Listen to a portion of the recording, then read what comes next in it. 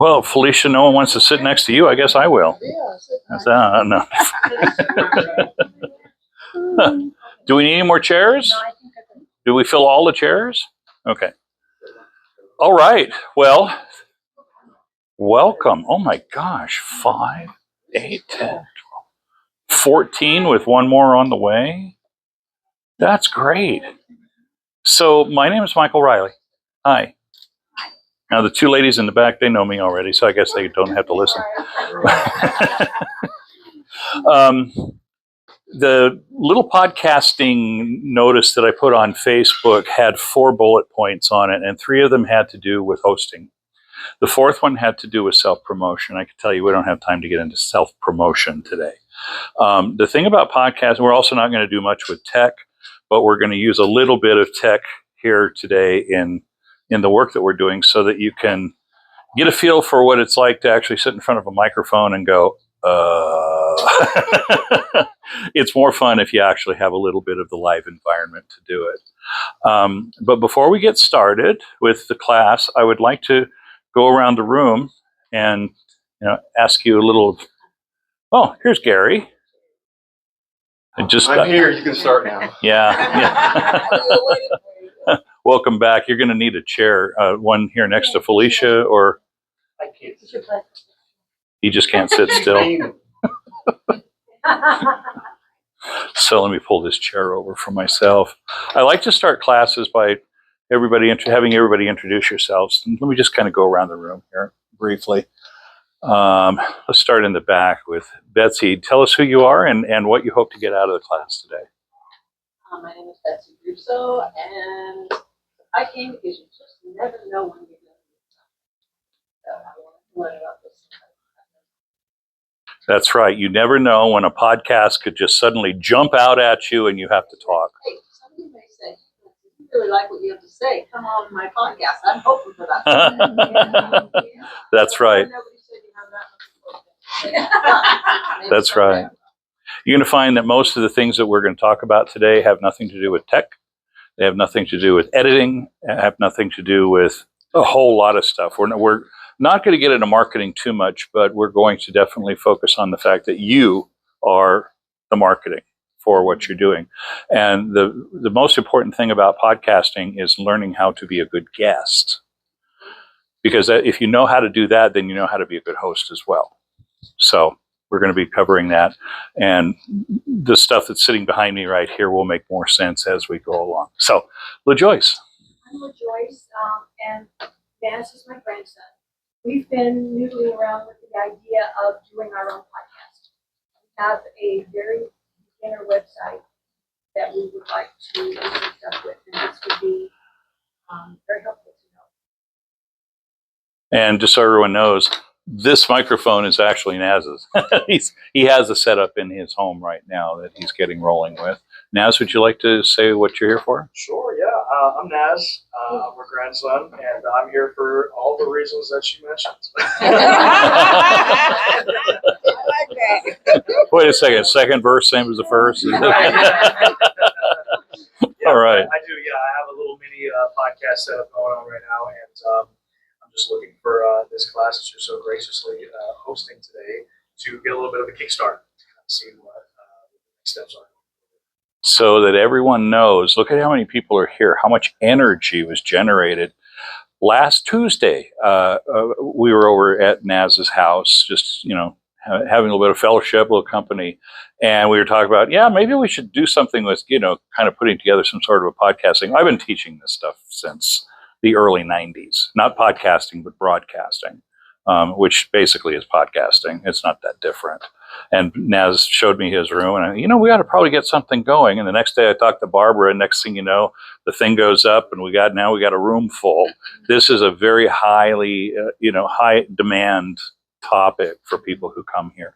So I hope that we can deliver. Don't worry, we are going to get to the meat of this very quickly. But believe it or not, the training has already begun. Janet. Hi, I'm Janet, and I feel like whatever Betsy said applies to me too. So I'm just beginning to figure out what I'm supposed to do to be more of a contributor to making this world a better place. And one thing is to get a podcast on either side. So I feel like more information. Janet has been feeling called to share her knowledge and wisdom lately. She is asking people for input for what she has and for, interacting with them. Because there's something in development, and as I understand it, you're not quite sure what it is. You just know you need to pay attention right now. So you're here to say, hey, there might be another way to get those words out. Yeah, right. Welcome. Libby. Hi, I'm Libby, and I'm just interested in podcasting, learning more, of course, about marketing, what have you. And I enjoyed your class before, so I figured, why not? There you go. Right, and I love podcasts. Great. So it resonates. Well, come back October 11th if you'd like to take that class again. Okay. Since you took it before, you can audit the class at no charge. So October 11th, we'll be doing it at 1 o'clock and 6. That's the automatic writing thing. Well, it's coming. I'll talk to you after the class. Yeah. Yeah. Actually, I told her 3 times, but she doesn't listen to me. And you're Libby's husband? I am Libby's husband, and that answers the question as to why. Well, what is your name? Dean?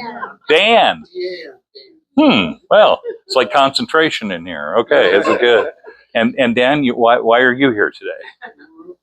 Oh, No, to make sure she doesn't play hooky? just a subject that interests me, so I thought I'd come and pick up a few tidbits on it.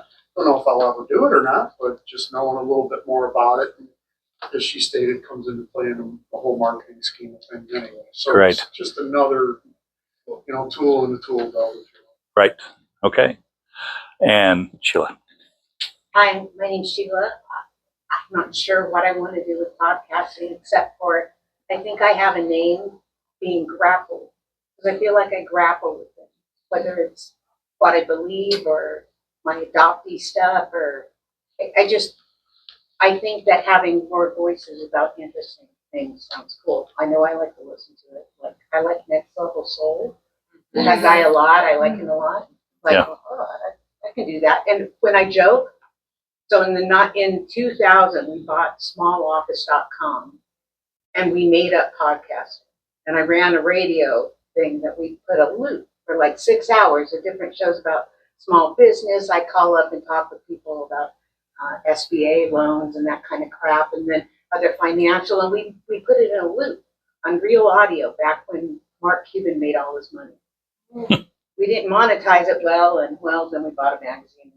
So it went, but 24 years later, it seems like something to revisit. Welcome. Angela. My name's Angela, and I never thought of doing a podcast. And in the last 7 days, I've had 3 people ask me to do a dream interpretation podcast. So, What a great idea. yeah. And that's why I'm here, because even the thought of it, I can feel my blood pressure going up. Well, you're absolutely in the wrong place at the wrong time. Of course, there's Jenna. Now, Jenna is our marketing guru here at the Place of Spiritual Wisdom.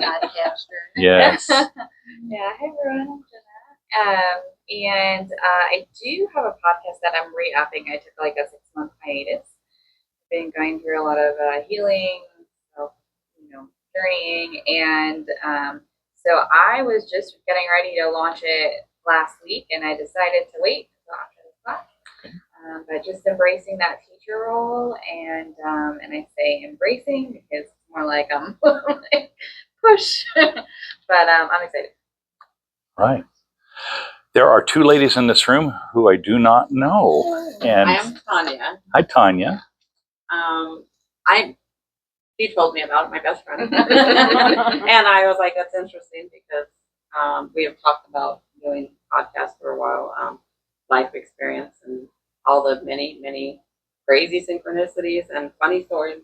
So it just seems, I listen to a lot of podcasts. Seems like something I can do. Excellent. Welcome.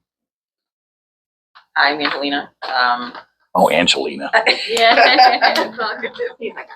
My brain was on hiatus for a minute. We've been talking about podcasts for years, and then life happens. But now I'm just feeling the pull, and there's a lot to say.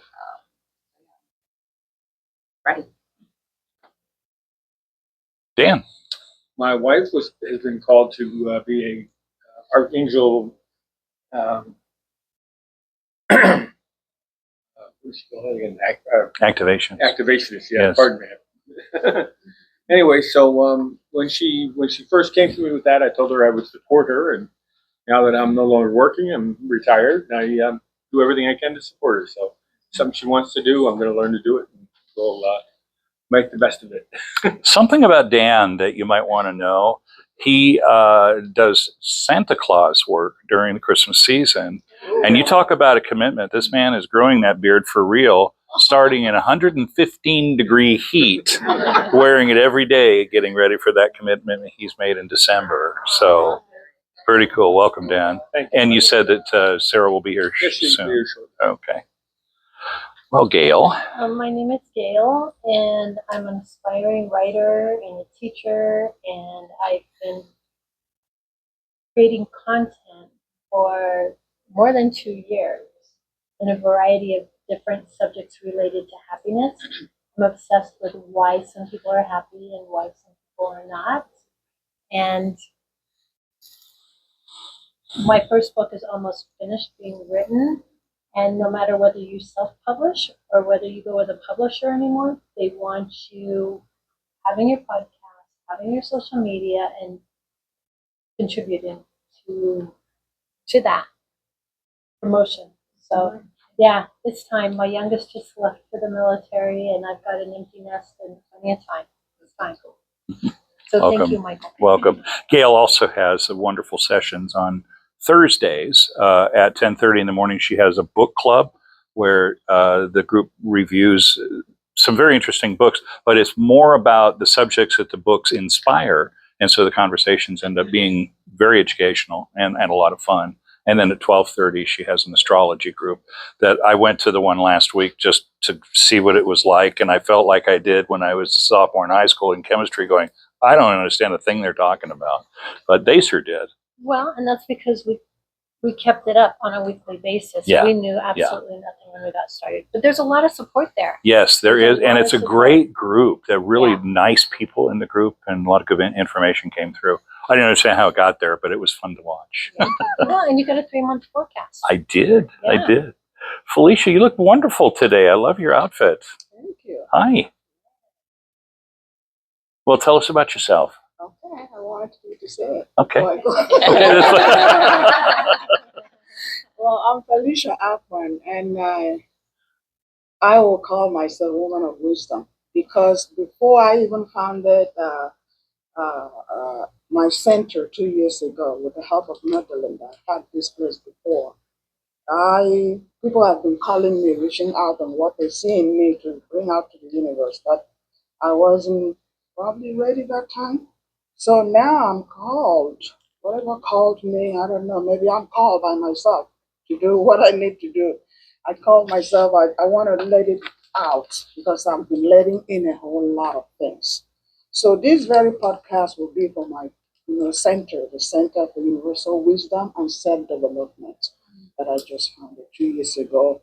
But I have a lot of things that I could have done. Podcasts, I already started something in City of Peoria Library had a podcast studio that we can go and do. I took the class. I went in there a couple of times, and here I am. We'll talk about that a little bit before we go today. It's a wonderful place to start and get familiarized with how to use the equipment. Naz has done that in the Joys. Thank you, Felicia. Gary saved you for last. Gary has recently found us here and has jumped in with both feet, and it's just we're becoming friends. It's good to get to know you. So tell us a little about yourself. Oh, wow. So I was guided to move here from Ohio. I'm really trying to thumbnail this. And this is one of the places that I was guided to come to. So I had some folks that kind of were gateways.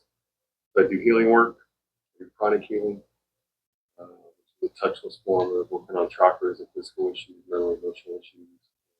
I also do hands-on healing.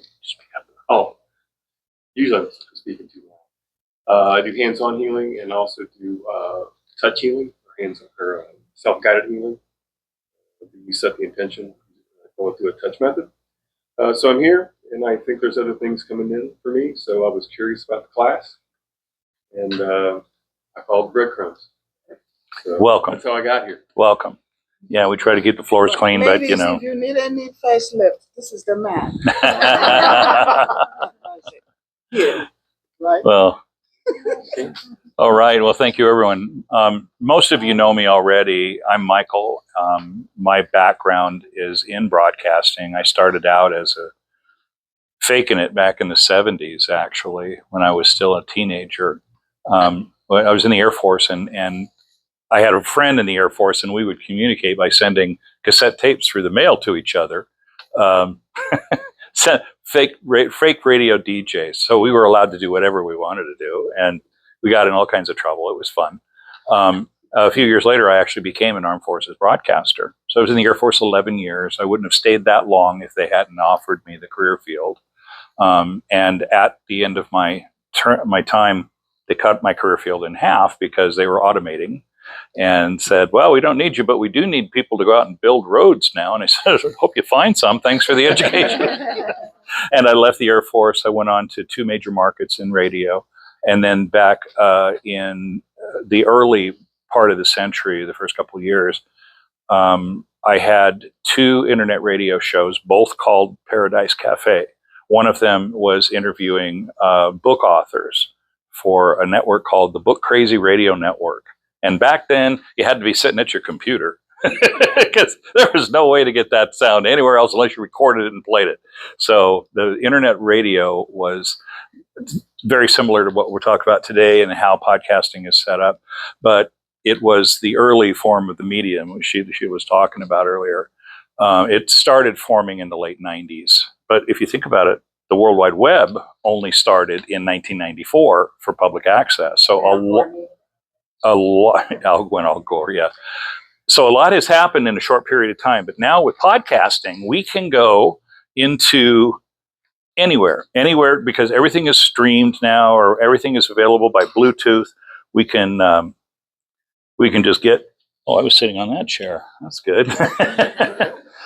We can go into cars now, which is actually the gold standard. When we'll talk about a lot of different things, but when it comes to podcasting, basically what you want is one thought per episode, and then everything else that happens around that, you want it to be supportive of that main point that you're making. And each episode needs to support the main theme of your show, whatever that happens to be. So defining who you are and what your show is about, and then what each individual episode is about in support of your mission is really important. And then keeping each podcast that you do to one general area, one basic thought is paramount, or you will lose the listener. Okay. So what we're going to mainly talk about today is the presentation itself. You can learn the tech. You can get all sorts of different input on tech. We're going to sit in front of what looks like tech. This is actually real tech up here. But in the past, to get good sound out of a microphone, you had to spend a lot of money. My in-home studio microphone was the same one that Rush Limbaugh used to use. It was like a $500 microphone, and there had to be baffles around it to deaden the sound. Now, the Rode Corporation and Shure have put out microphones that mine cost $99. How much was yours, Naz? 200. This is So this is a $200 microphone. Okay.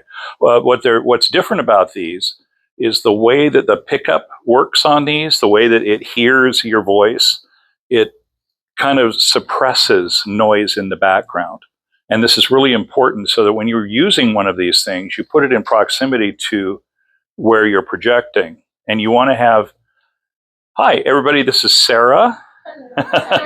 Welcome. Sarah is Dan's wife, and she's the Archangel activation person here. She also has a session this evening at 6 if you want to stick around and meet some archangels. Anyway, back to the microphone. It is designed for, I guess you could call it non-professional environments. I assume the Shure is as well. So the Rode Corporation is a relative newcomer to the broadcasting scene.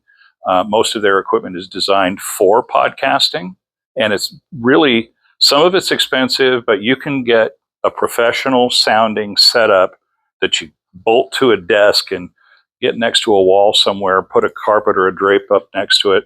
You can get the whole thing together for a couple, $300. You don't have to spend a ton of money to do this, but what you don't want to do is start a podcast by talking into the computer microphone. Come on over. And, the cheap tinny sound. So what I'm saying is it's really important that you do a little bit of homework, start with the Shure.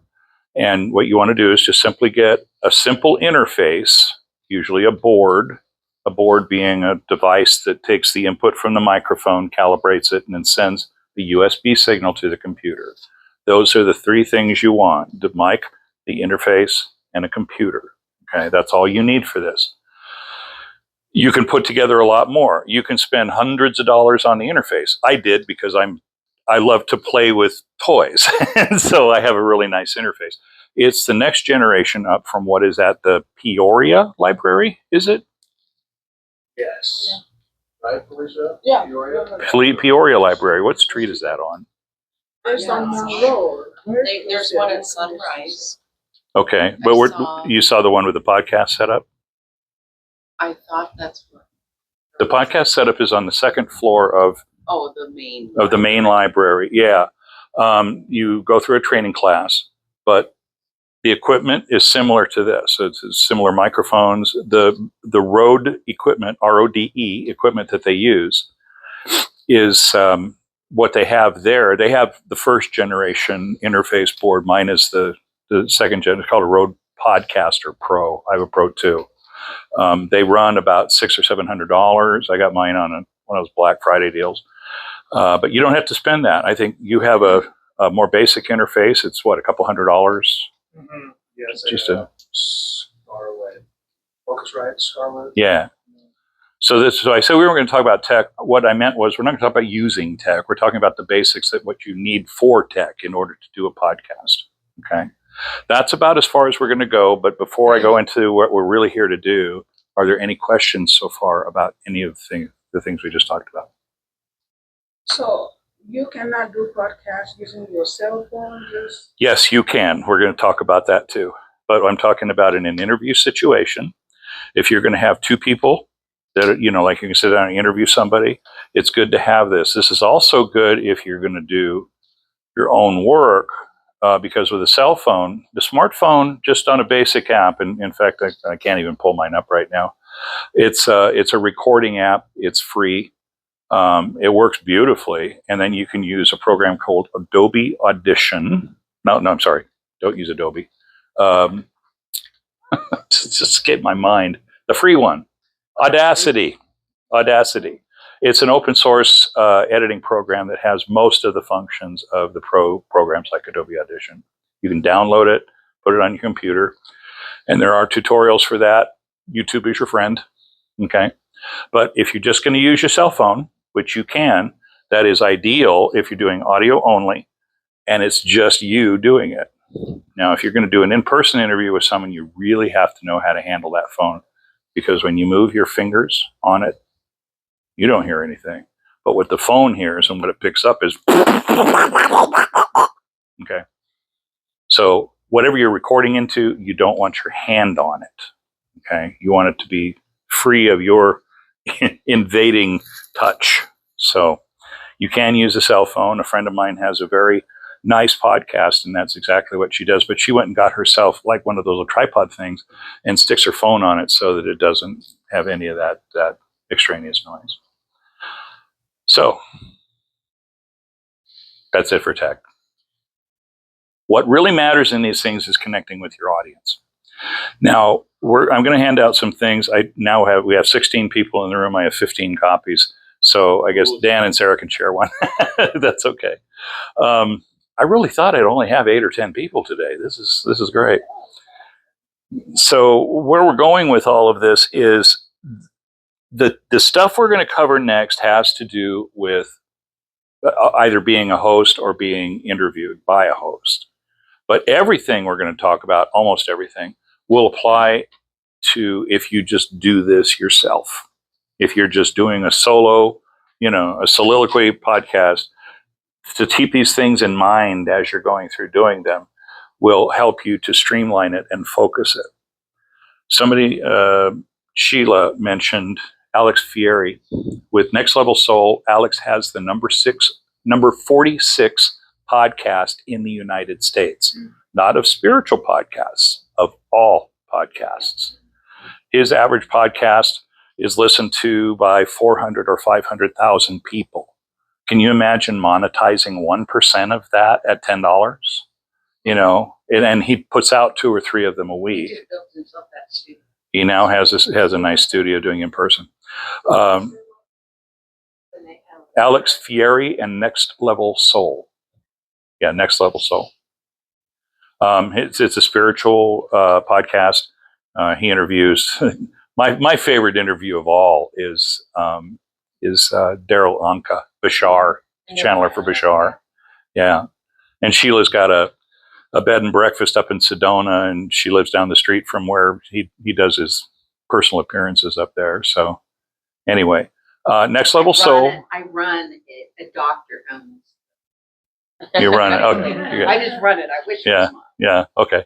So anyway, but Next Level Soul is a really good study for how to do a podcast. Just dial it up. You'll enjoy it, first of all. But let me tell you how he starts it off. A lot of people do vanity podcasting. There are 2 million podcasts in the country. You'll never hear of 1.95 million of them. You'll never hear of them because a lot of them are just vanity. And that's fine. Vanity is fine for your warm personal audience of 20 or 30 people or however many people you have. If that's how you get started, go for it. My audience was 4 people for 10 years when I started out doing the fake radio network. It got me where I needed to go, and I had a blast doing it. Okay, so, but Alex has learned, first of all, he got a Hollywood background, so he knows a lot about production. But he's learned that you don't mess around a whole lot of the time with the introductory stuff. The big musical, introduction or the funny, goofy stuff that's only funny one time and maybe not even that. Okay, he goes right into it. He starts off his podcast structuring with an outtake, a moment, just 10, 15 seconds. It's called an actuality. If it was print, it's called a pull quote. It's taken out of the interview, recording of the guest speaking, and it's transcribed on the scene so you can see the words that are being spoken.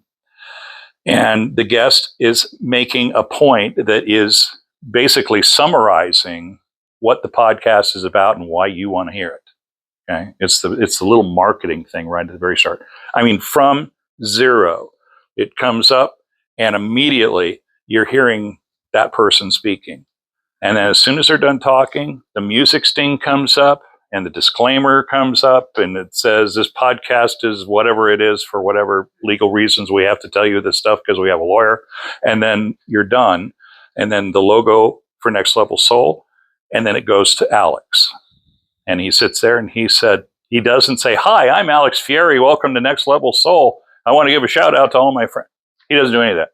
He comes out of that sting and he says, "I'd like to welcome so-and-so. Hi, welcome to the show," or whatever he says. Or if they've been there before, he says, I'd like to welcome returning champion, but that's his thing. And if you do this long enough, you'll find that it's good to have a signature line or two that you use in your podcast, but don't worry about that at first. That's something that you develop over time. But you see, what I just described to you takes 30 seconds, if that, from the teaser to the disclaimer to the logo to the sting music in the logo, which is like 3 seconds, to Alex saying, "I'd like to welcome," is maybe 20 or 30 seconds. That's it. And you're in the meat of it right there. And that's what you want to do for your audience. You want to get them right. Shut it off. When I was teaching at National Broadcasting School back in the early 90s, the statistic that had come out, this was based on NAB surveys, National Association of Broadcasters, that you had 8 seconds from the time that microphone opened up to either captivate your listener or you would lose them. That was in 1991. Yeah. Yeah, You're lucky if it's half that now. Okay. People have come to expect immediate gratification, and they know that there's 2 million podcasts.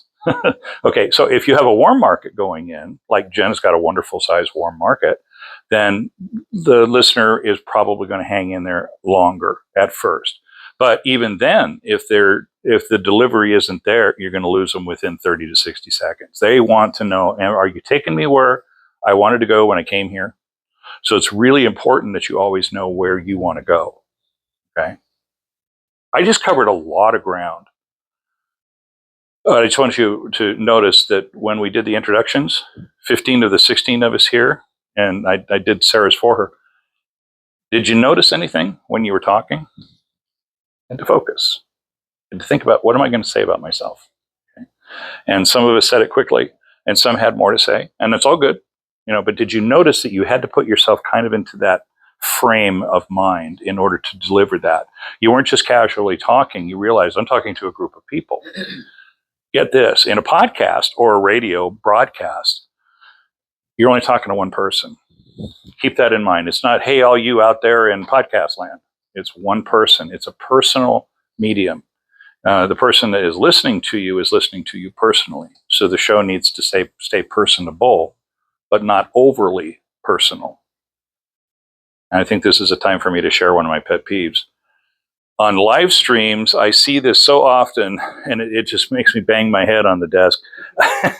They'll be doing, it's fine if they're just coming on. I'm tuning into the live stream at such and such a time. I get there, and they haven't started yet. People are showing up. You're seeing the scrolling comments and whatnot, and people are going, oh, hey, hi, Bill. Welcome back. Hi, Steve. What's going on? Whatever. That's cool. That's cool because they haven't started yet. But after that show gets rolling and they get focused and now they're into the topic, 5 minutes in, 10 minutes in, they're talking in their topic, and then someone else pops up and they go, oh, hey, oh, wait, oh, hi, how you doing? It just destroys the flow, and it basically spotlights the poor person who just showed up and is just trying to take it in and find out what's going on. They haven't decided if they won't even want to be there. Don't do that to people. It wrecks the show right off the bat. Personable, yes. Overly, I guess, too personal is not good. So be personable and stay friendly. So I'm going to go into what we have here.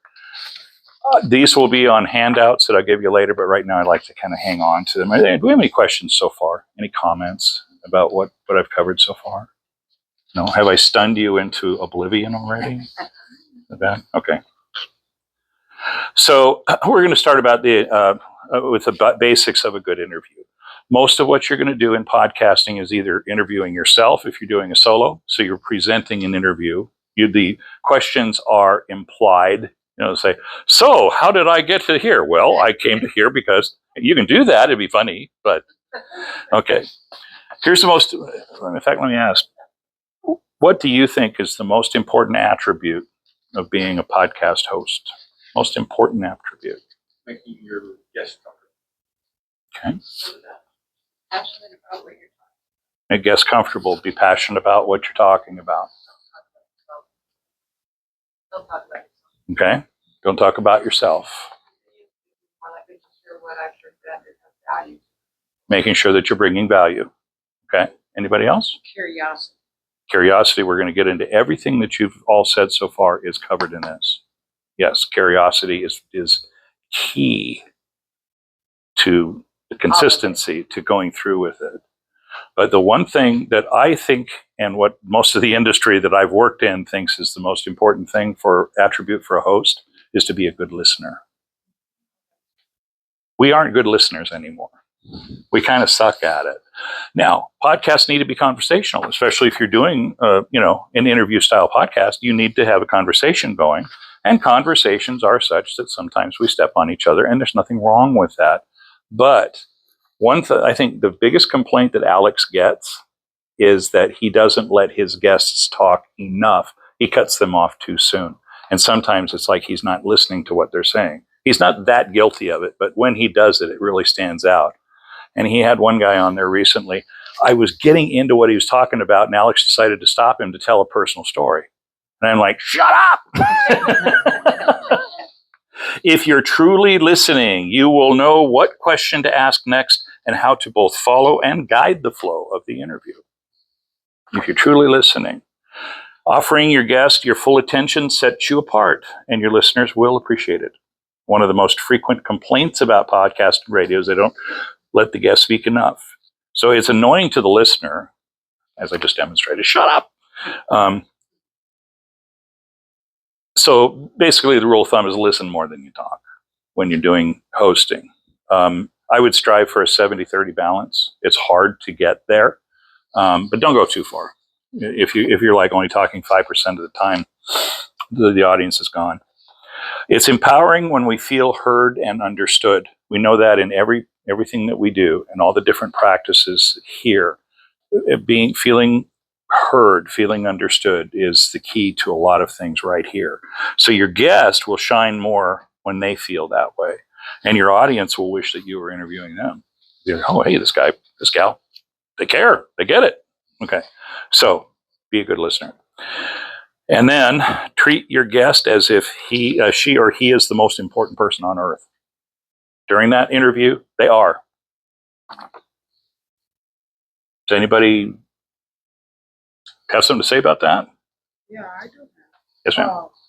I would think that Just speak up a little bit. I would think that the podcaster or knows already what the guest is bringing.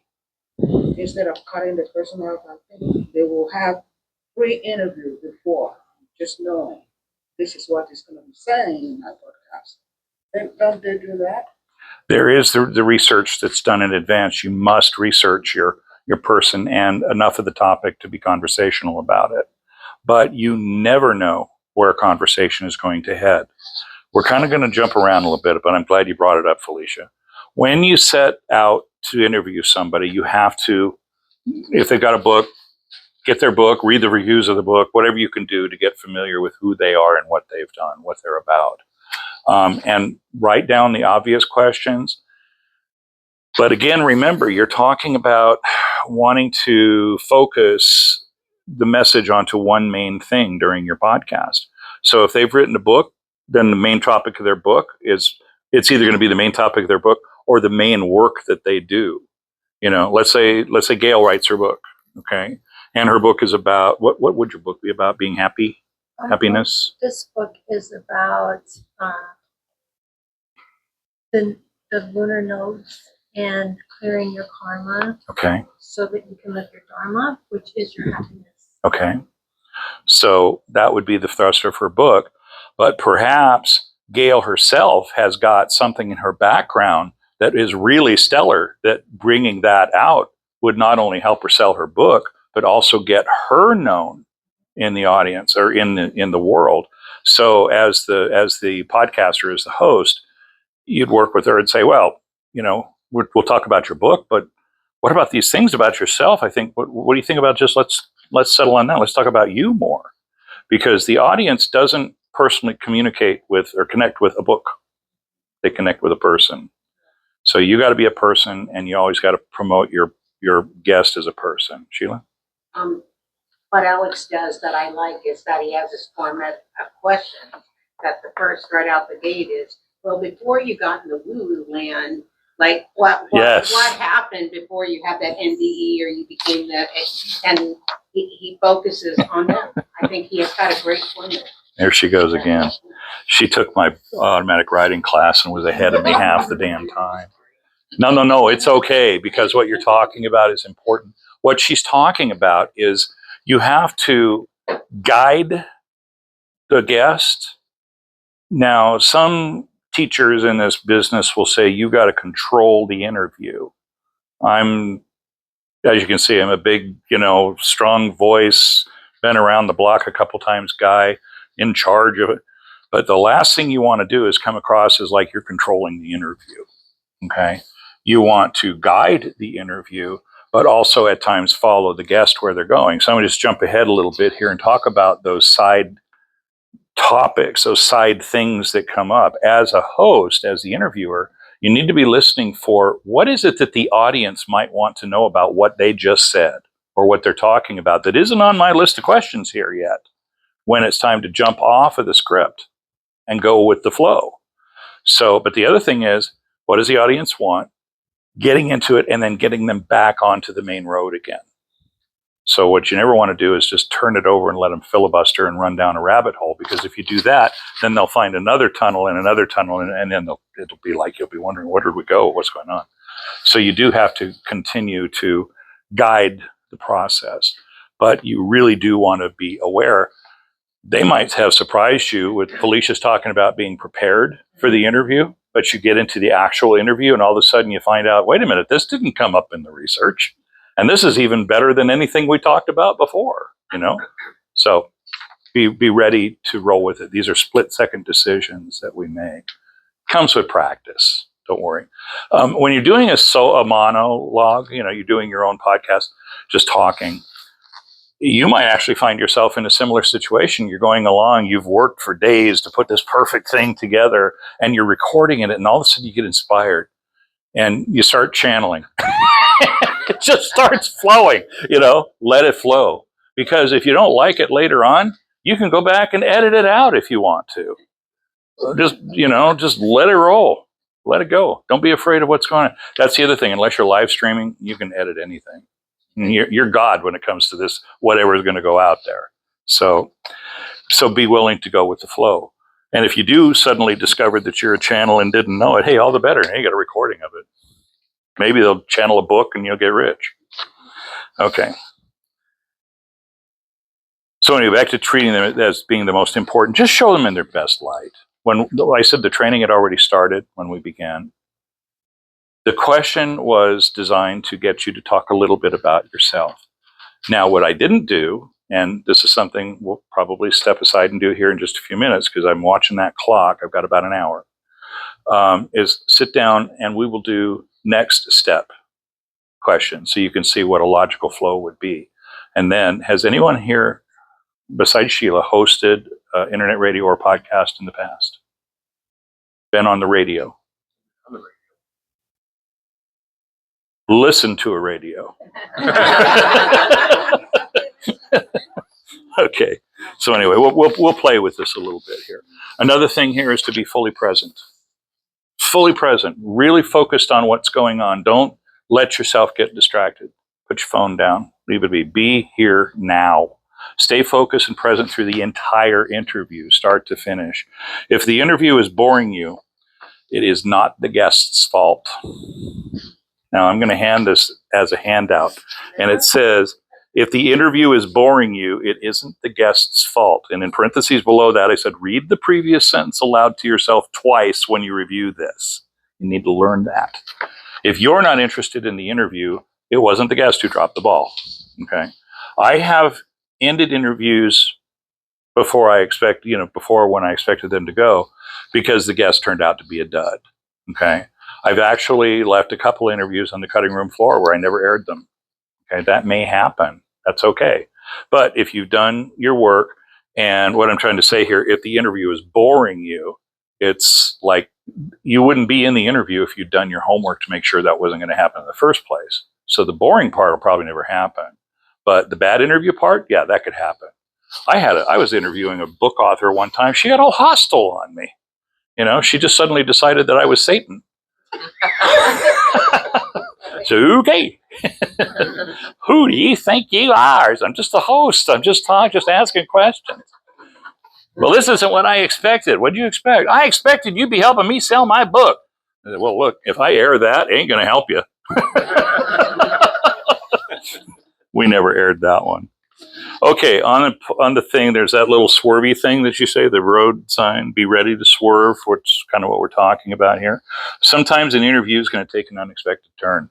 And I mean, like I said earlier, it's enough to where you go, I want to put this down, I want to follow this, okay? So be prepared to shift gears and follow your guest if you think it'll interest the audience. But when you go off-road, so to speak, enjoy the deviation. Then get back on the road fairly soon if possible. Okay, along with the guest taking you down side roads, you also want to interject as the interview goes along. Here are some of these little questions that pop in. So how did that happen? how did you decide to, whatever, fill in the blank? Was it a sudden decision or did you plan it? What was the event that caused you to go, oh, hey, I'm a psychic channel?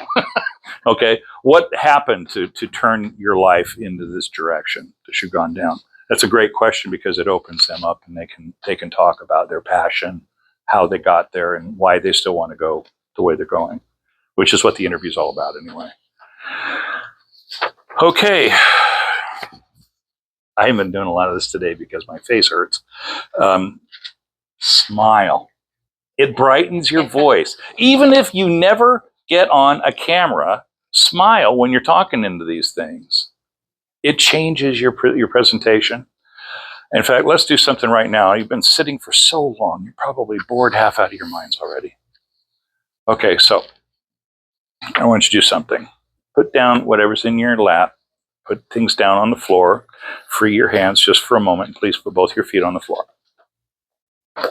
This will only take a moment. We're not doing a deep meditation here. This is going to be quick. Now, kind of lean forward with your hands on your lap loosely and look at the floor. Just look at the floor.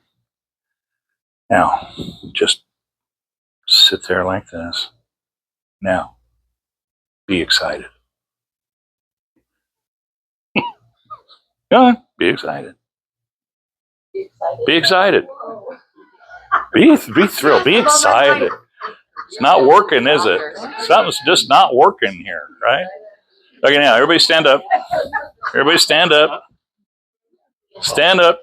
Stand up, Gary. Look out. Okay, no head higher than mine. Put your hands up in the air. Tip on your toes. If you can bounce on your toes, do this. Smile. Look up now. Be depressed. Have a seat. Okay. Function follows form, folks. It also form follows function, but function follows form. Before you sit down and start recording on one of these things, move around, get your body loosened up. You know, laugh at something, even if you're going to talk about something depressing. Wake up.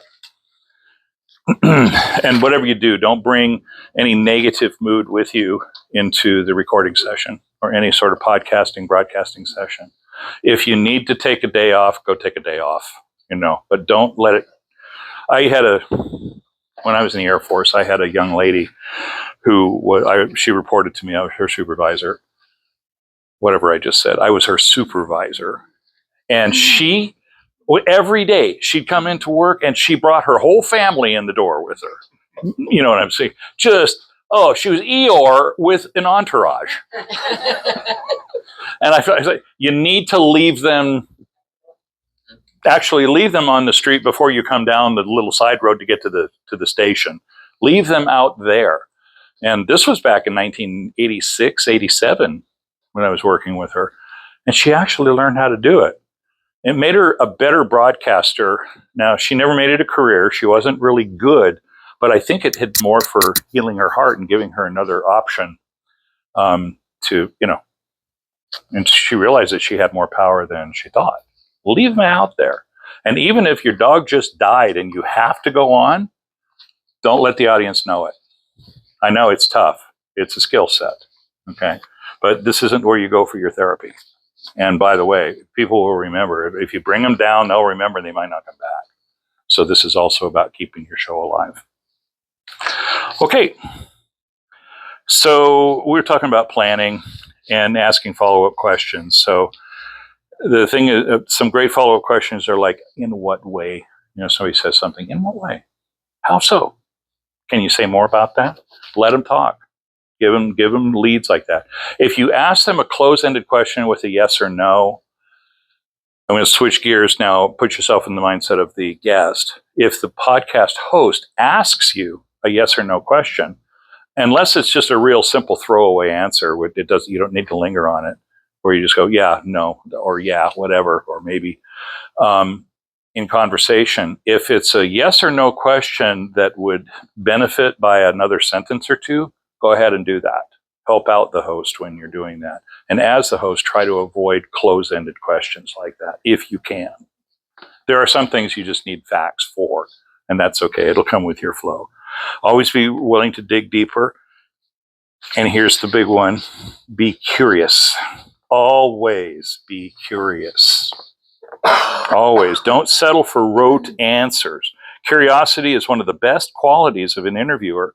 When you're interested in the topic and the interviewee, your audience will pick up on your enthusiasm. So keep it real. Keep it real.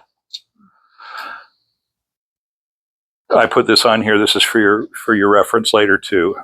Too many podcasts have interviewers who switch topics too quickly. I see it happen in classes here too. Sometimes something will be happening, but we need to move it along, and it's like that stone skipping on water. Okay. Oh, maybe they're looking at the clock, their list of questions. We want to get to all of this, or they're trying to fit everything in that they had planned. So here's the trick. I probably didn't write it as well as I should have here. I said overplan. Go ahead and have, like you're doing a 30-minute podcast, overplan, have an hour's worth of stuff that could be covered, and then throw out all the extra, whatever you don't need, which you won't need most of it because during the conversation, it'll come to you, hey, no, we're going to go this way. And if it's a monologue, look at the clock and go, did I really need to do that? Always be willing to drop it. So plan it, have it there for your use, but then be willing to let it go. Never be married to what you planned. It'll make for a better show. Okay. At the end of your podcast, at the beginning, I mean, your audience learns about your guest and why you've chosen them. We did the first part of the podcast when we did the introductions here. Okay, that's the gist of it. There would be natural follow-up questions, or maybe an opportunity for the guest to talk about more about their background. You know, ask him. Alex, I think, likes to ask him stories and tell us about where you came from, or what was going on at that time, or what caused you to make that change in your life. So who are they? Why are they special? Where does their story begin? That I was hoping to give each of us that opportunity today. Just kind of lay that out, and that way we're all in the same community and get to know each other a little bit. You're building a little mini community every time you put on a podcast. The middle is where the details emerge. Did you notice how I just said details? I didn't say details. Okay. I had military trainers who said, if you say details, you're going to be doing details and you'll never be on the air. And I'm going, the air? And you didn't do that to these guys, they would kill you. Anyway, details is one of those things they taught us how to say in broadcast school. The middle of your podcast is where those details emerge. What challenges did your guest face? What did they learn?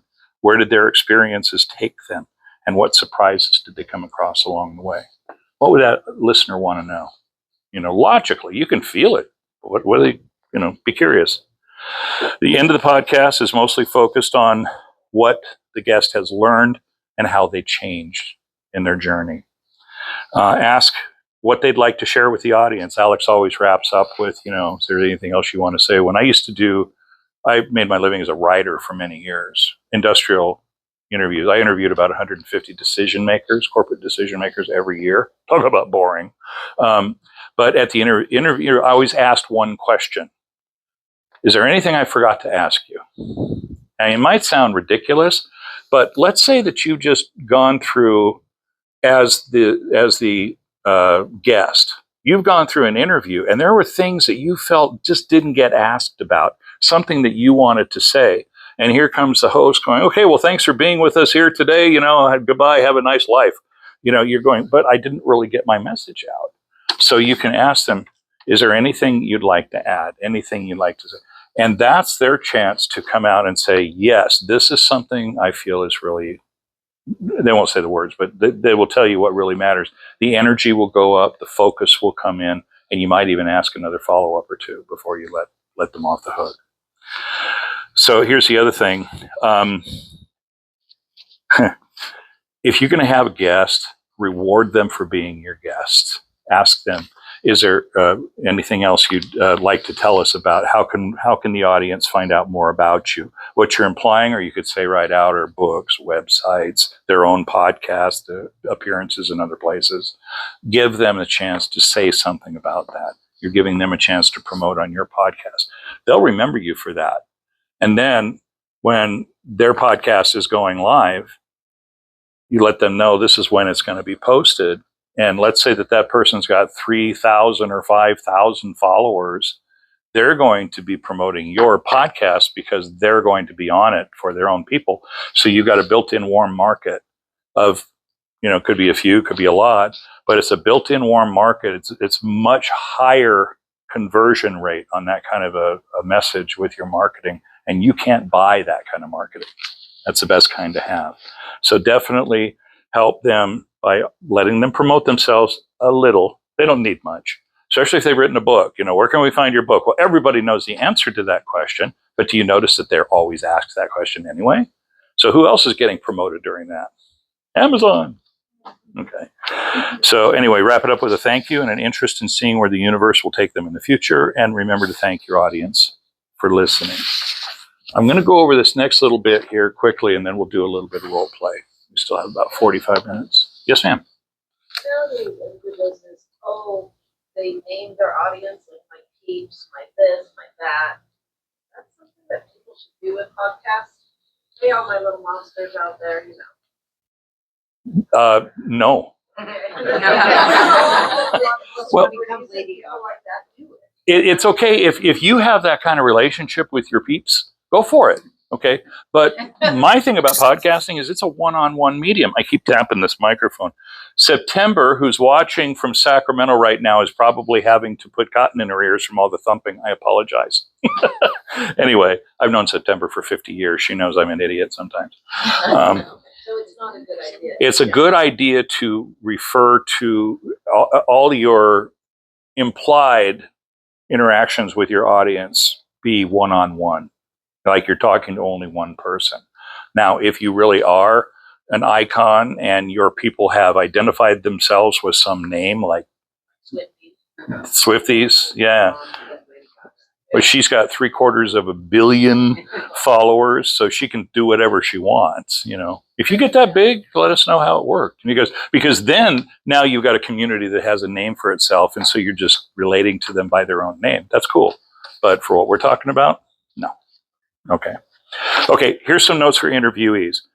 Just about everything we talked about as an interviewer applies to being an interviewee as well. What's the audience thinking? Keep that down to one thought. Here's another thing. Keep your sentences short if you can. One thought, one sentence. Run-on sentences are killers in broadcasting.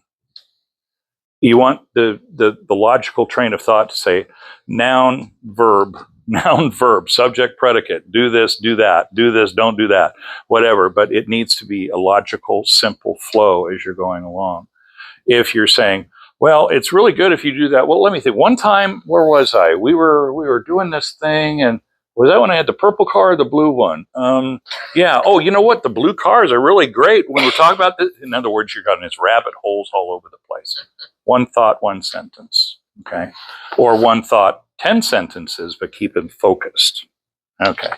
Listen to the question. Ask for clarification. This is all written down for you, so I will be doing the handouts here when we're done. Expand with a sentence or two to yes or no questions. We talked about that. Anticipate likely questions. That's on both ends. That's on both microphones. Anticipate as a host what you might want to go to, based on what they're talking about as the guest, based on, well, where are we going with this? And already, in fact, in advance of the interview, do some of that too. As the guest, you're going to know more about your topic than the host does. So anticipate where things might go and also anticipate where you want them to go. That's part of, we called it I used to be the public information guy for the Trucking Association in California. So we talked about handling the media. And so the buzzword is pivot. Somebody in the media asks you a question, pivot your response to what you want to say. Now, that doesn't mean disregard what you were just asked and ignore it completely like the politicians do. It drives you nuts. Acknowledge the question. But sometimes they will try to pigeonhole you or, put it in a framework that they want it to be in. Go ahead and acknowledge them for what they're saying. Give them credence. Rephrase the question if you want. Touch on it. And then before you take that breath and give them pause to jump in and stop you, pivot and make the point that you want to make this related to the question you were just asked. That in itself is a training. That's a skill set. You can do it just simply by keeping your mind on what's important to you, what you want to make sure gets out in your message. Keep your answers focused but not tight-lipped. Relax and stay conversational. Again, expand if it enhances your answer. Always keep the audience in mind. What is a tight-lipped response? What do you mean by that? Listen, you know, when you talk. Sometimes when I was interviewing the book authors, I would give them a lot of time before we started recording in just conversational, just kind of a get to know you.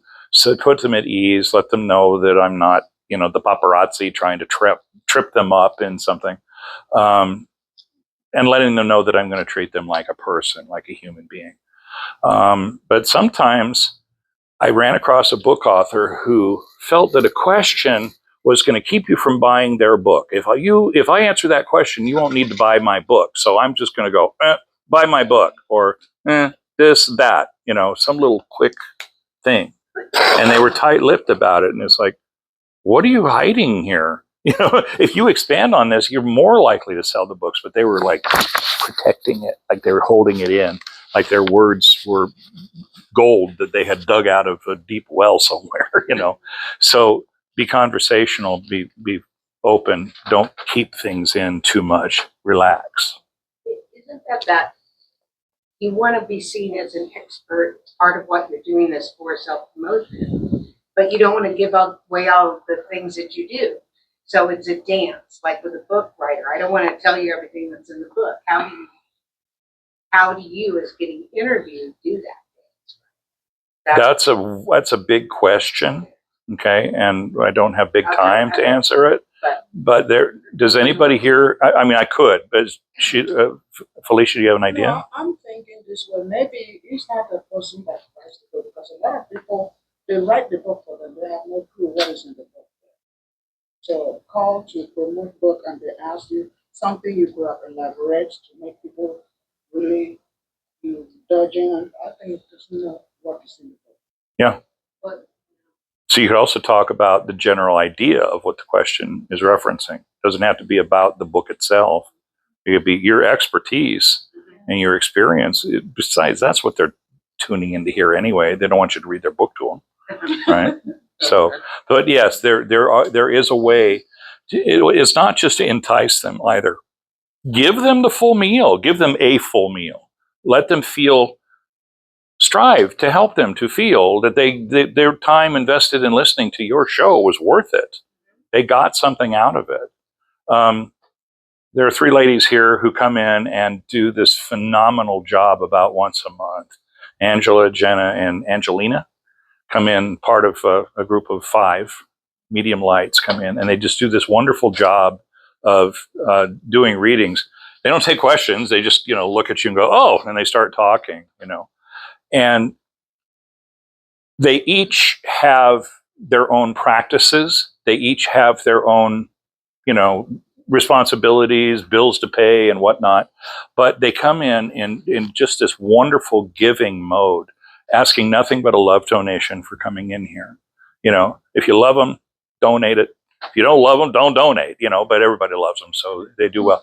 But my point is, they're not coming in, and forgive me for speaking for you. I don't mean to do it that way. But what I'm saying is, it's not like they're coming in here trying to sell you anything, but the credibility that they build by coming in, the things that you do every time you come in here, I've heard nothing but, wow, where have you been, type of thing. Wonderful experiences that we get to have when they come in the door. So when a woman came to me and said, Michael, would you do a reading for me? Because I had channeled some message to her during a session of something else. And I said, well, that's not my work. And it came to me because of the nature of that. I knew who to point her toward. In this case, it was Angela. It wasn't because Angela had slipped me some money under the table to promote her. It was because she had come in and given of herself and built her credibility. And she was the first person I thought of at the level that person needed for assistance. And then that contributes to the spiritual economy. That's how it works. So the more giving you are, the more open you are in what we're doing here, I think it is a situation where it's like all boats are rising. We're all helping. So the more giving and loving that we are, the better off we all are. So anyway, I don't want to beat that to death, but I did want to promote the medium lights again. Okay. Just let me get through this here. I'm almost done. Okay. For heaven's sake, please don't use jargon. Everyday language, and never assume that anybody knows what you're talking about when you use a word that is some sort of a specialized word, something that is unique to your knowledge base, your industry, your whatever. Speak plain English. Assume that the audience does not know what you're talking about. Don't talk to them like they're 4 years old, of course, and tell them everything, but just don't assume.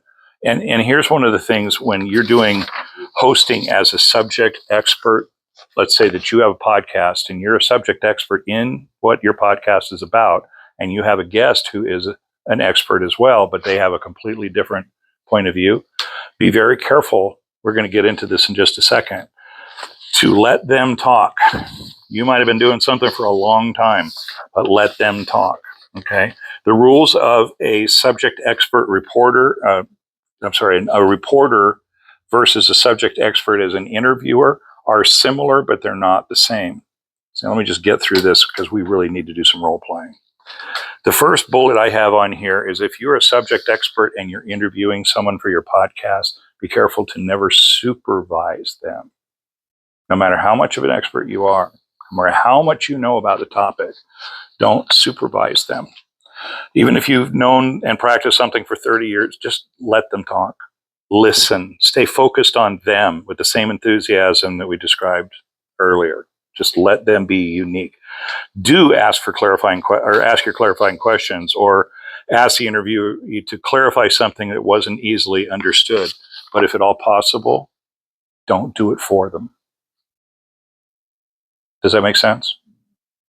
Because that could also be construed as being a little authoritarian, a little supervisory, kind of, and almost smacks of competing with them. Yeah, you want this to be cooperative, never competitive with the guest. You don't want to come across as, look at me, how great I am. Let your expertise guide you to ask pertinent questions about the topic. That's one of the huge advantages of being a subject expert when you're interviewing someone. You know where to take things, but you don't know everything. Let them guide you too. All right, don't assume you know more than they do, even if you probably do. Stay in the mode of being curious. Curious is the key to this all the time. Always be curious and always treat them like they're just a wonderful friend, very important person.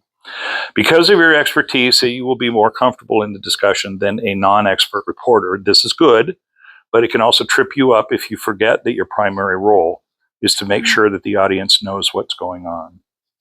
Everything must be clear to the listener throughout the interview. In other words, use your expertise, help the listener understand what's being said, but not to make it about what you know. Let that be what helps you guide. And then the last thing I have on this list is stay open to other points of view on topics where you have knowledge. And hey, if the interview doesn't work out, again, you ultimately have editorial judgment as to what does and doesn't air. Chances are it'll be fine. Chances are you will be just fine. So we're going to do a little bit of role playing here, but I've been talking for an hour and 10 minutes. My voice is dry. How about we just take a little 5-minute break, just shake it up a little bit. And can I ask for a couple of volunteers to hand these out for me? Okay, thank you. Thank you.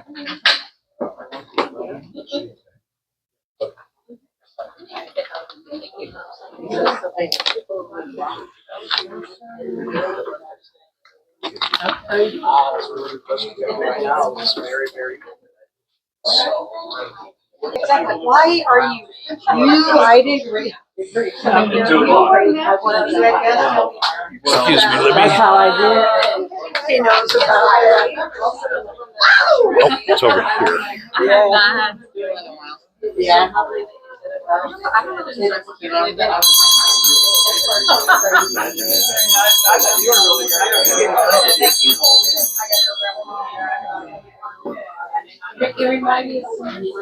Yes, ma'am. I don't have cash, and I thought I could charge it. Do you want me to just pay Barbara?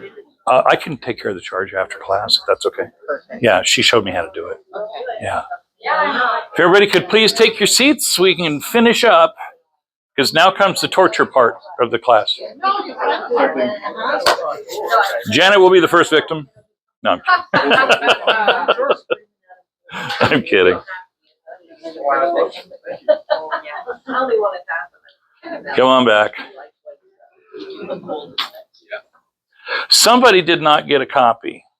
I have one extra here. That I had 15 made today. We're sharing. You're sharing one? Okay, so I have one extra. Dan and Sarah are sharing two.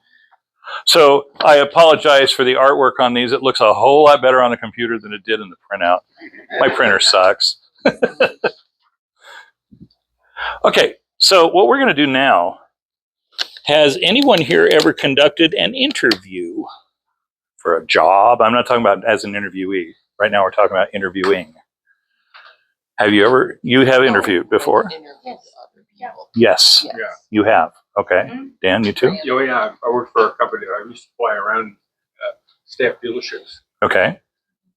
All right. So I would like to ask for a volunteer who has done interviewing to come up here and join me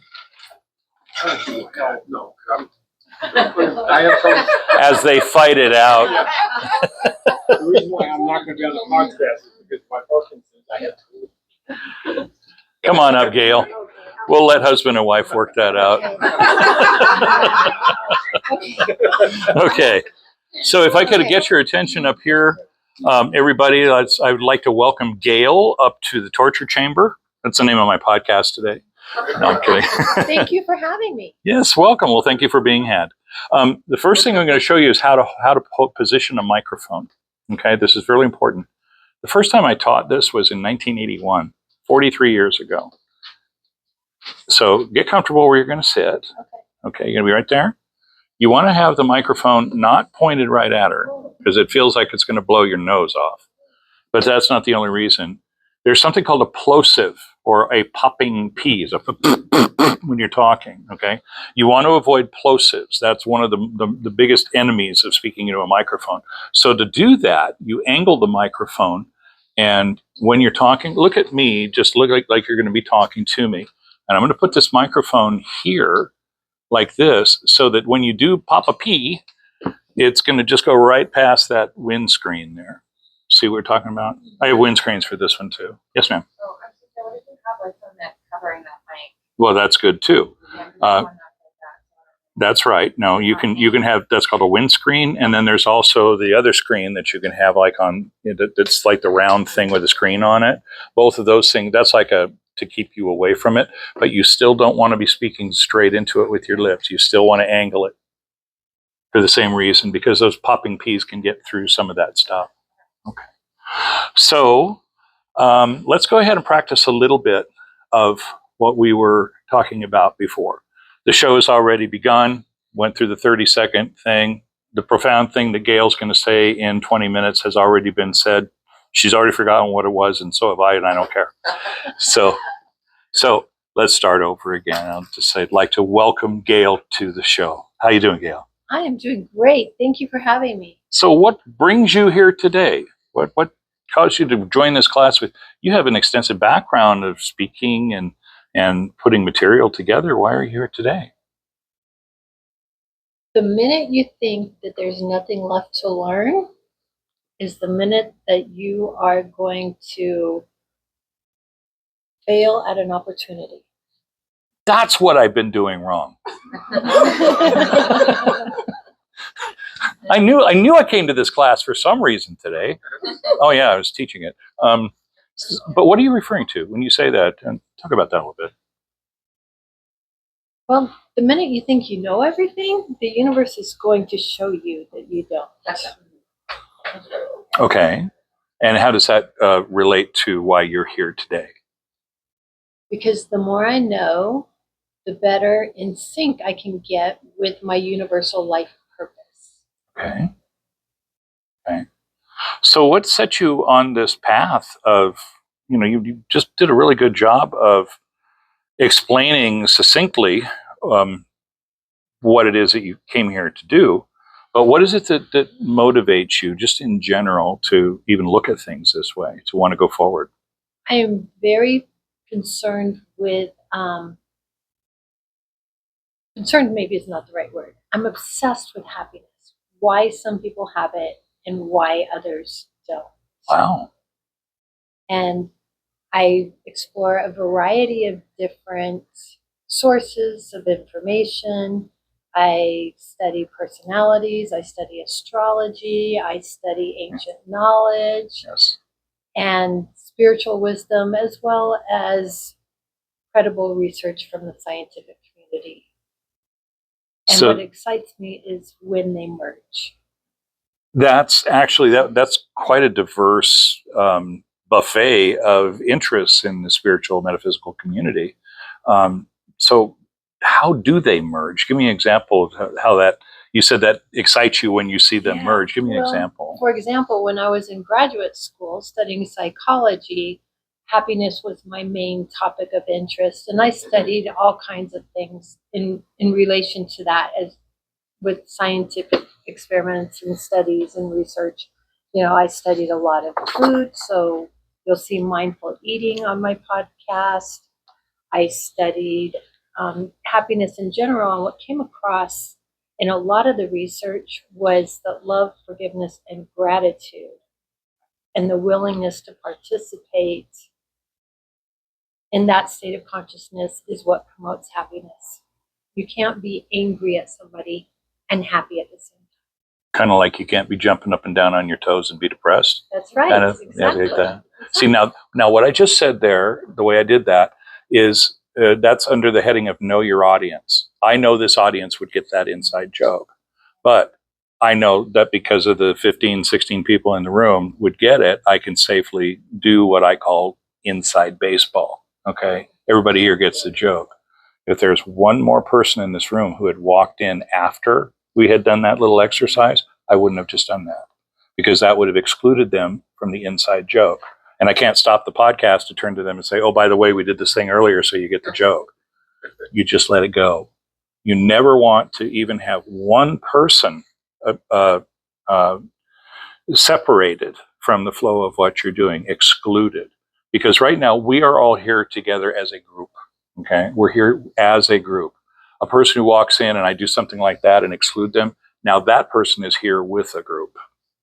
They're not here as part of the group. We never want to put a person in that position. It would make them very unhappy. And they wouldn't even know why. They would just feel it, and it would be, So we'll wrap this up because we have other people who need to come up here and do this. But you're doing great, by the way. Oh, well, You're doing it. You were a really good student. She's keeping her answers succinct. Are you noticing that? She's kind of getting comfortable. At first, she was being very careful to, follow the teachings that have come through today. But she started getting a little more comfortable and is able to expand a little bit. Yet at the same time, she didn't run off in a filibuster, which you'll see sometimes people do that, especially when they start talking about themselves. You ever been to a karaoke show and somebody gets up there and then they don't want to turn over the mic because they're drunk and everybody's listening? Okay. It's extreme, but it's the same idea. So, Moving on. okay, that's fine. Thank you, Gail. Thank you. Good job. Yeah. See? Hang on just one second. Sarah just said something that I just want to follow up because it was in that moment. She said, I wanted to hear the whole interview. Okay. So in the 3-4 minutes that Gail was up here, it pulled Sarah in to the point to where she's invested in the show. She wants to stay with us and hear the rest of the show. And that's what you're striving for. I was interested in the guest. I know Gail, and I don't know. In fact, I just learned some very interesting things about you. So I had a little bit of inside knowledge. I knew how to kind of set the energy for the questions, how to talk to Gail a little bit from knowing her a bit. But I learned things about her, and I don't know if you noticed, a couple of times I just followed what she said with a follow-up question. So it's being curious and staying interested. And then Sarah goes, I want to hear more. So thank you again. Felicia, sorry. Yeah, I think you actually asked. I was gonna ask you because I saw you there in this, and I know you very well here. I would have thought you have done this before, so you haven't done it before. What did you feel when you got up there? Did you feel so natural? What a great Or- question. Well, I think everybody is born with different gifts and abilities. And I was born in the week of the teacher according to astrology. And every role I've been in, no matter what job I've been in, I've always been placed in that teaching role. So it comes very naturally to me. I was born with the energetics. But if you don't have that in your astrology, it can be developed. Yeah. Okay. Thank you. So, who in here may be feeling like, oh no, I really hope he doesn't call on me to come up here. Who's feeling that way? Who's feeling that way? Don't call on me to come up here. Raise your hands high so that we can't see you. Okay. All right. Sarah, do you mind if I take him first? Come on up, Gary. That was for not wanting to come. That's right. Come on up. Dunce cap. No, you got it right. You got it right. I told you this is the torture chamber. Here, have a seat. Okay, get comfortable as you'll be sitting when you're speaking. Okay. Could you scoot forward just a little bit, please? The microphone will not shoot laser beams into your eyes, I promise. Okay. Gary and I both suffer from extendolitis.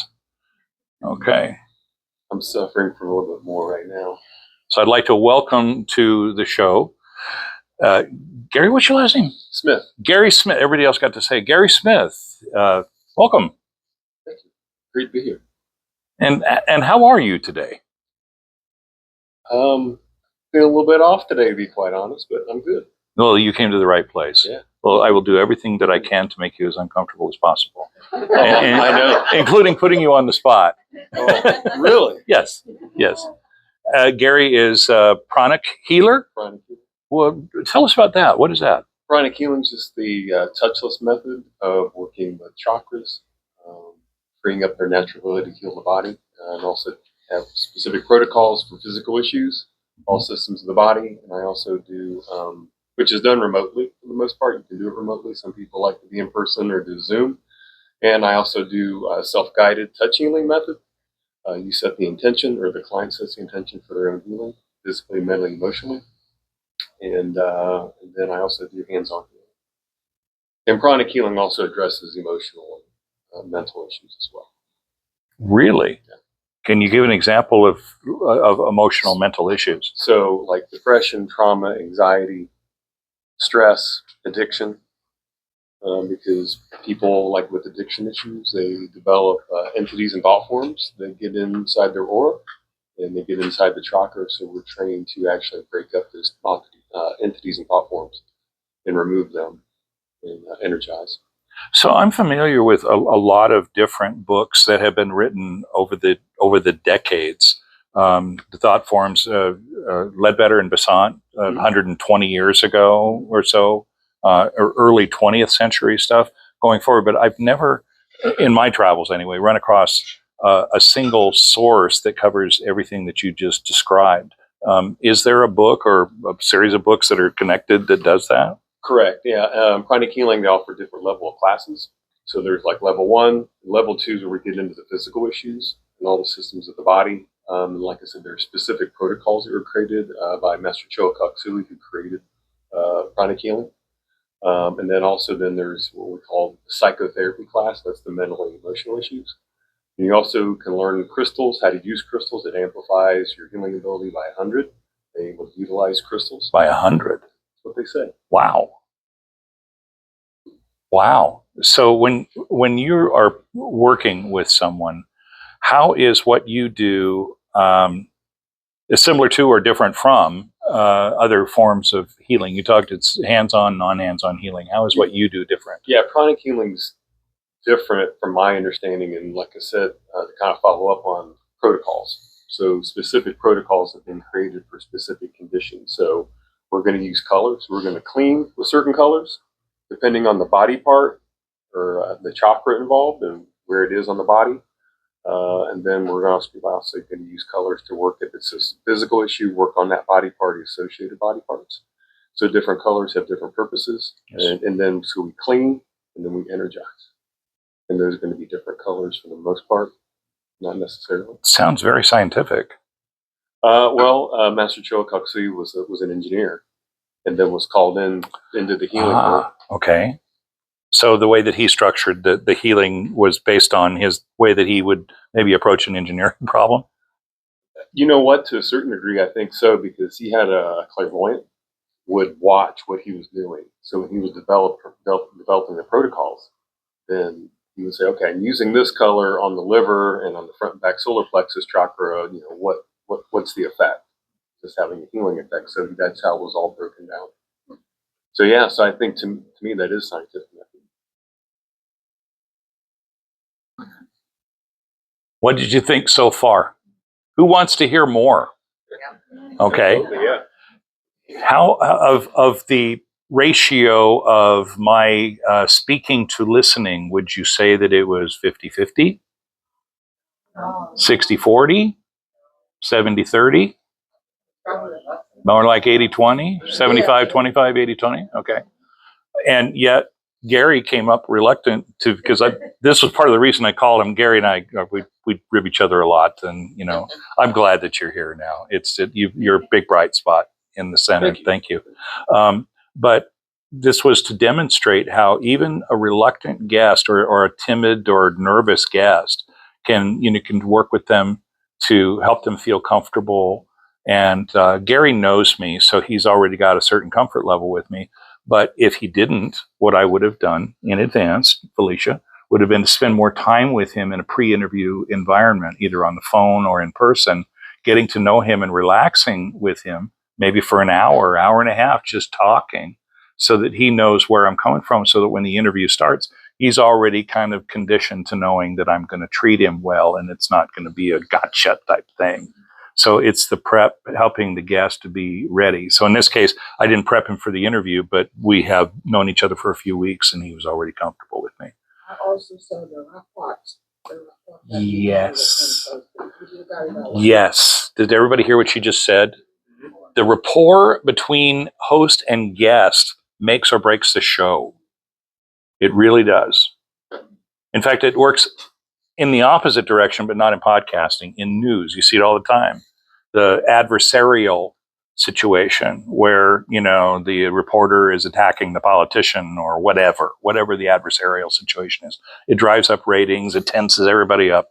So it's effective. I encourage you to never do that in a podcast. But I'm just saying the rapport is what the audience is looking for, because the audience wants rapport with you. See? So how does that fit in with the 30-second window? If you carry a little report based on what he's giving you. the 30-second window is getting into the show. We did that right at the very beginning. I'd like to introduce Gary to the show. Welcome, Gary. I understand you're a pranic healer. What's that? That was what, 10 seconds? See? So what we're doing is the audience wants to know right away where you're going with something. Audience does not care what the host thinks. What your opinion of, nobody cares. And here's another really important one. This comes from Bashar, of all people. What people think of you is none of your business.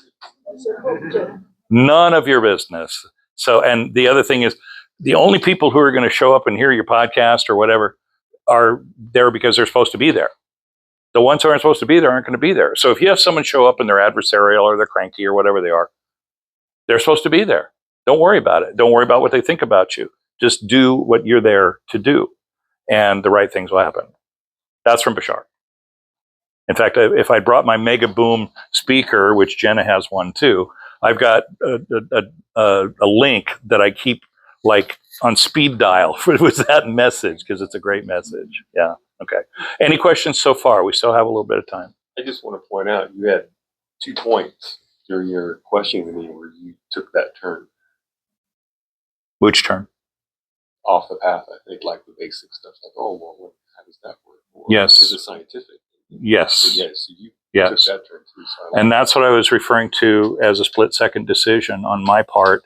He was saying something that I felt merited a little bit more exploration.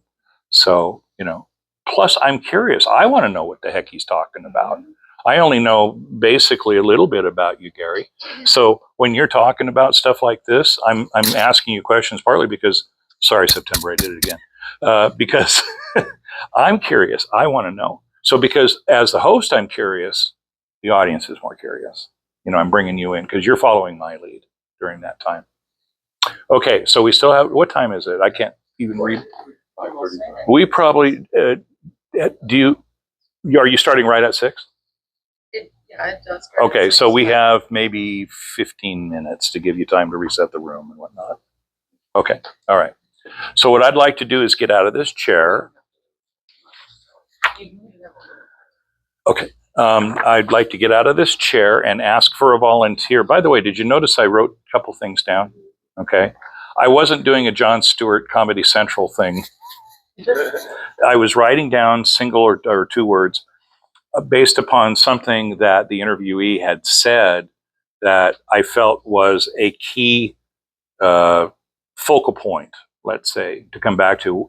Just to let you know, I would, if this interview had been going further, despite what I would have had prepared, I would have been asking Gary more about the protocols. And he's talking about protocols, okay? Because it is such a cornerstone to the work that he does.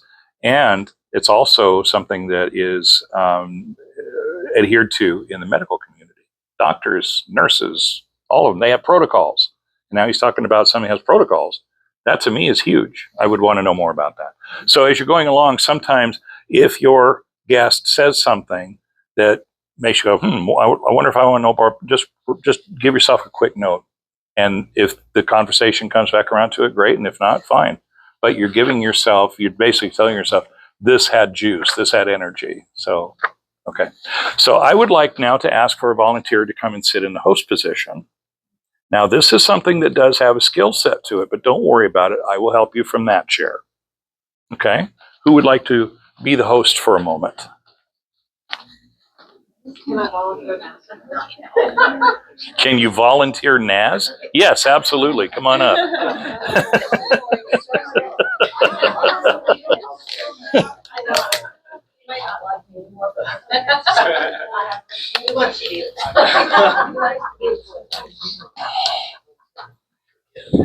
Thanks. But turnabout is fair play, Betsy. He's going to get to pick the next guest. Go ahead and set your microphone. Okay, Naz has actually, as he said in his introduction, he has already set up a podcasting, a basic podcast setup, 2 microphones, mixer, desk, room set aside for it in his home. So he's he's already serious about doing a podcast. So go ahead and set the microphone to where it's in the right place for you as you're speaking to me, because you're going to be looking in my direction. Okay. So how that's going to be. That's good.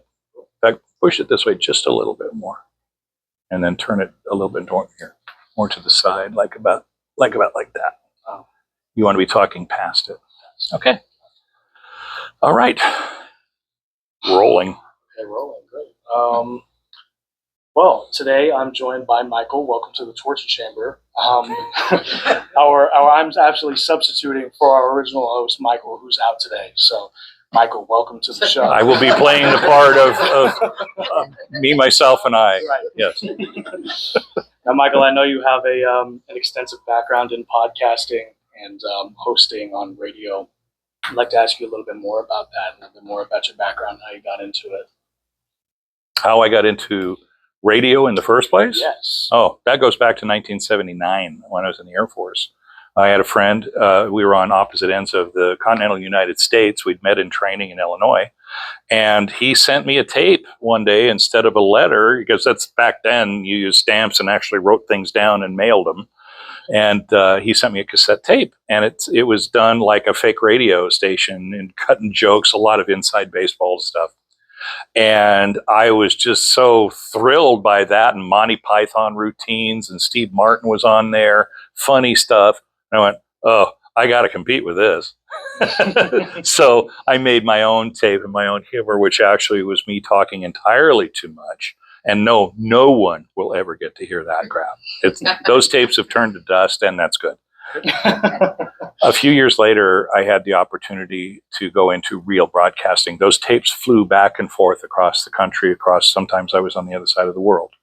And we did, we actually conscripted 2 more guys in our little circle, and we had our own fake radio stations and everything. And we did over 100 shows like that. And as we went along, they started sounding more and more like real radio. And I went, I love doing this. You know those Venn diagrams? I said this to somebody earlier, to the earlier class. Mine always centered on what we're doing right now, radio. My Venn diagram, all of them, was always about that presentation. It's about my passion. So the Air Force made the mistake of allowing me to become an Armed Forces broadcaster in 1986. And I stayed with that for a few years. And then a few years later, they cut the career field down as technology improved. So I had to leave, went into civilian markets, a couple of major markets, Sacramento, Vegas, in the other order, reverse order. And the podcast came along before they were called podcasts, internet radio, back in the early 2000s. So now here we are, fast forward, like I said in the ad, I've been on hiatus for a while, but I have stayed in production for a long time. So anyway, that's how I got to here. But the way I got to here today was a guy that looks just like you, sounds just like you, and some gal who talks to archangels said, we really would like to do more with podcasts. And I thought, hey, you know what? Instead of us just doing it alone, I bet there's some other people who might want to know about this. I figured 8, 10 people. We got 16 people in the room. And so that was Naz. Let's give Naz a big hand for starting all this. It's all his fault. Okay. All that being said. Too much, I'm sure. No, not at all. But I do have a question about that. So, going off of everything that you just said, right? How is, like, what is the structure about asking you questions in relation to, right, podcasting, your background in podcasting, given that you have given me enough information that I can take that and run with it, right? Would this be, like, this is me asking you as the host right now, would this be a time that I could, like, take a turn like you did with Gary and kind of ask you something indirectly in relation with that? No, absolutely not. You can't ever do that. You have to stick to my script. Stick to your script. That's right. That's right. Okay, so let's say that I took you in the wrong direction right now. Naz obviously has got some chops here. Okay, let's say I took you in the wrong direction, or took you in a direction that you are obviously not trying to go in. I want you to steer me back. Okay, all right. Okay. So I just heard you ask, is there something else that we can do to do something that I didn't understand what the question was? But obviously, this is not going to teach enough about podcasting for people to leave this class in 10 minutes and go, oh, yeah, I'm ready to start a podcast now. This is introduction to podcasting. And one of the key things that this class does is it helps you realize what's really involved. The most work that you're going to do is what we're doing right now. It actually is going to be preparing for what we're doing right now with these cables actually hooked into a recording device that's intended to be put out in the public domain. Okay. So, yes, it's going to take more. And actually, he doesn't realize this, but Can you repeat the question? I didn't understand it. I didn't either. That's why I'm waiting for him to interrupt. Yeah. Oh, right. I need more practice. That's okay. That's okay. But you see what happens. Right. I didn't understand the question, so I just decided to just talk about whatever came to me. Right. As the host, you need to steer me back. Okay. Did everybody get that? That wasn't to put him on the spot. It's just what needs to happen. So can you pretend and kind of do it how it should be done? Yes, we will in a second. Oh, Okay. go ahead, do that first. Okay, so ask your question again. Now knowing everything that I know about what you have described in your background in podcasting, then would this be a safe time for me to steer from that and ask you questions still in the theme of podcasting, but beyond just your backgrounds? Could I ask you something else regarding podcasting that doesn't have so much to do with you personally, but has to do with your knowledge of the subject? Absolutely. That's what the audience wants to know more than anything. Absolutely. His question was more focused that time. Absolutely. And it's an important question for me to answer as a teaching moment here. My experience is secondary to what they really want to know, what the audience really wants to know. They want to know is, how do you do this? How do you actually make this work? Right now, this is a familiarization in what's involved. If you can't do this part, the rest of it just goes away. Go record meditations or something. But to be able to do podcasting, you have to be able to do the type of work that we're doing right now. So does everybody understand that? Yeah. Does anybody have a question about that? Because that's kind of like a hard and fast fact. If you can't get past the either self-interviewing or working with another person or being, what's in it for most people is learning this end of the conversation, the interviewee section portion. I'm getting tired. But anyway, no, it's a good question. So yeah, I would say yes. Yes, this would be a good time to take it into that. And if it's all right, I'd like to now expand on that. Okay. This is introduction to give you a taste of what podcasting looks like. If we had a little more time, we could bring a couple more people up and just, give you a feel for it. To actually get into this, we need workshops. And workshops are something that we would have to have two things to do: a willing attendance base, not too big per workshop, but also we'd have to have a facility. I don't think this is the right facility for the actual workshops that we need to be doing. And to actually, the library is not a good environment for this. Yeah, I went there. I checked it out. It's a good place to go to learn equipment on your own, though. I encourage everyone to go to the library and check that out. But the workshop, right.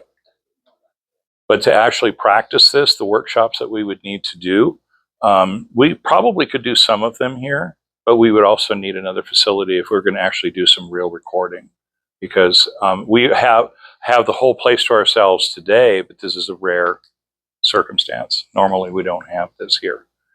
So if somebody has an idea of another facility, that would be great.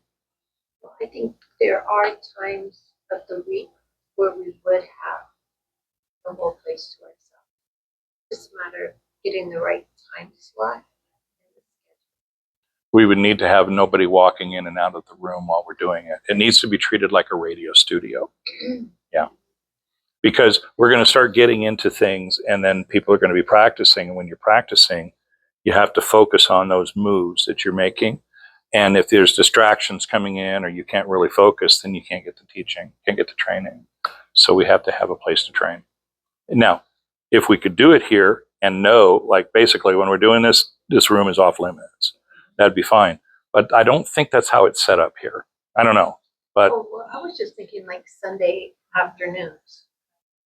A day when the store is absolutely closed. Yeah. Yeah. And we keep that door locked once you get started. Yes. Recording a session. Yes. So how many people and know that this, here's what I have in mind. Spirit gave this to me a few days ago, and I went, really? It's like we did 20 years ago. We didn't just do a couple classes. We went 6 months. About every 3 weeks or so, we'd get together. There were just the three of us, but when we got to the tail end of that, we had a live podcast, live internet radio show that we were ready for prime time. Had a good rapport between the co-hosts. Here we're training to